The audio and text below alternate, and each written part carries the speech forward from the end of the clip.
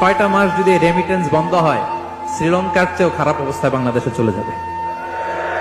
Just only 6 month. একজন মানুষ তার নিজের দেশ সম্পর্কে কখন এটা কামনা করে, যখন ওই দেশ, ওই দেশের সরকার ব্যবস্থা, ওই দেশের মানুষ সবার সাথে তার একটা শত্রুতা চলে, সবাইকে যখন প্রচণ্ড পরিমাণের ঘৃণা করে, তখন এইগুলা কামনা করতে পারে। বাংলাদেশ যদি শ্রীলঙ্কা হয়ে যায়, যদি দেউলিয়া হয়ে যায়, এর ভুক্তভোগী কে হবে? শেখ হাসিনা, তার মন্ত্রিসভা, বড় ব্যবসায়ীরা? মোটেও না, এরা কেউ হবে না।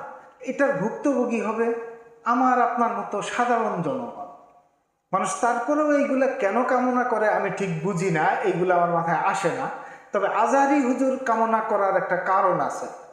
উনি বাংলাদেশ এবং বাঙালি কাউকেই পরোয়া করেন না। বাংলাদেশ বাঙালি যদি গুল্লায় যায়, ওনার তাতে কিচ্ছু যায় আসে না। কারণ বাংলাদেশ নিয়ে ওনার যে টার্গেট ছিল, সেটাতে উনি